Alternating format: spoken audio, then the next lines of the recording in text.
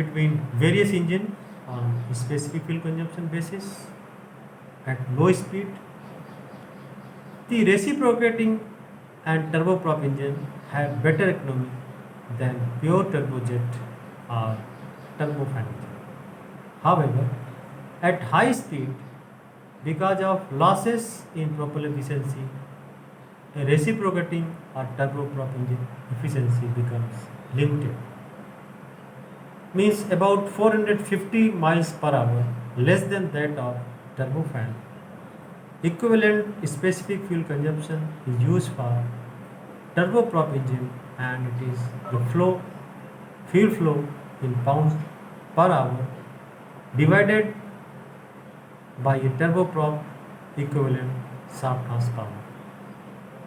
Comparison can be made between the various engine on a specific fuel consumption basis. So this is all about your fuel economy. Means engine, any engine which is being operated in aviation, it must be economical. It should not consume more fuel more than rated or more than required.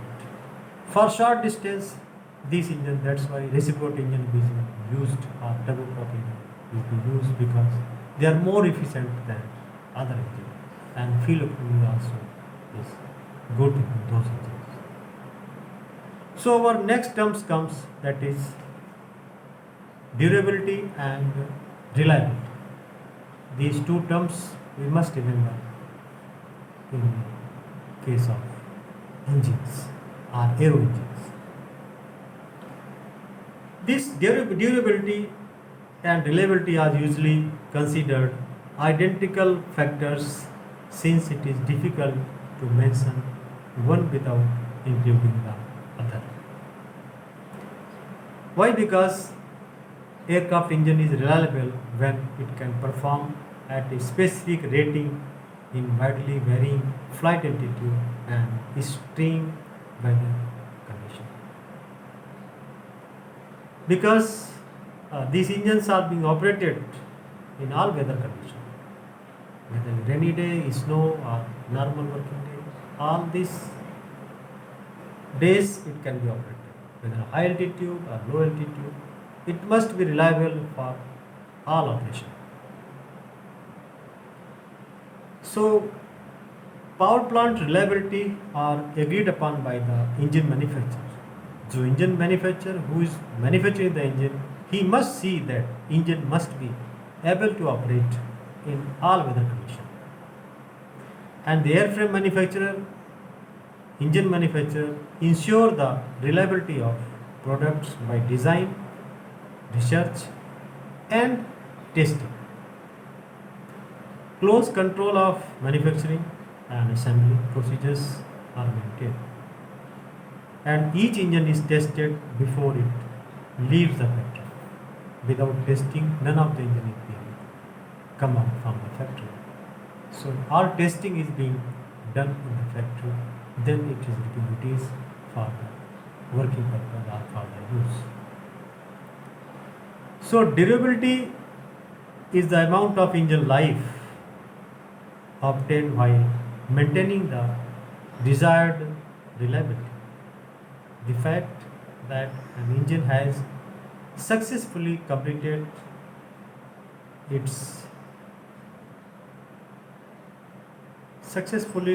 its type or proof test indicates that it can operate in a normal manner over a long period before requiring overhaul. See, the time between overhaul, that is called TBO. T for time, B for between, O for overhaul. So this time between overhaul varies with the operating condition, such as engine temperature, amount of time the engine is operated at high power setting, and the maintenance received. Recommended TBO are specified by the manufacturer. Suppose one engine is being overhauled, so after how many hours it can be overhauled after completing their total technical life. Suppose engine has 5000 total technical life and it has completed this 5000 total technical life and then it has to go for overhaul. So manufacturer recommends that after completing of total 5000 hour total technical life, then it has to go for TBU. Again after TBU, manufacturer recommends that it can again fly 2500 hours. So suppose 5000 hour initial TTL, then after overhaul it can fly only 2500. So this is be given by the manufacturer. So recommended TBU are specified by the engine manufacturer. So reliability and durability are built into the engine by the manufacturer, but continued reliability of engine is determined by the maintenance, overall, and operating personnel. So three things, that is first is maintenance, second is overall, and third is operating personnel.